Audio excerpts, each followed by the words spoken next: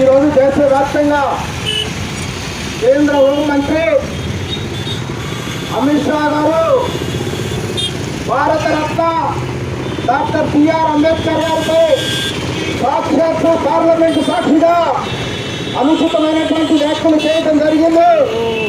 దానికి నిరసనగా దేశవ్యాప్తంగా ఈ రోజున కేంద్ర హోంశాఖ మంత్రి అమిత్ షా రాజీనామా చేయాలని చెప్పేసి సిపిఎం పార్టీ అట్లాగే వామపక్ష పార్టీల ఆధ్వర్యంలో ఈ యొక్క నిరసన కార్యక్రమాలకు పిలుపునివ్వడం జరిగింది.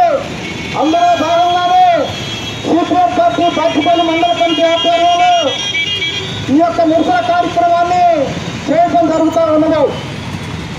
మనకందరికీ తెలుసు, కేంద్రంలో బీజేపీ అధికారంలోకి వచ్చిన దగ్గర నుంచి రాజ్యాంగ సంస్థల పైన, మన రాజ్యాంగం పైన కూట్లు పడుస్తూ రాజ్యాంగాన్ని పూర్తిగా అవమానపరుస్తూ ఈ రోజున వ్యవహరిస్తూ ఉన్నది. అందువల్ల ఈ బీజేపీ ప్రజా వ్యతిరేక విధానాలు, అట్లాగే ఈ యొక్క రాజ్యాంగం పైన అనుచితమైనటువంటి వ్యాఖ్యలు, రాజ్యాంగ నిర్మాత అయినటువంటి బిఆర్ అంబేద్కర్ పైన చేసినటువంటి వ్యాఖ్యలకు నిరసనగా అమిత్ షా రాజీనామా చేయాలని చెప్పేసి వామపక్ష పార్టీలు, ప్రజాతంత్ర పార్టీలన్నీ కూడా డిమాండ్ చేస్తూ ఉన్నాయి. కనుక ఈ యొక్క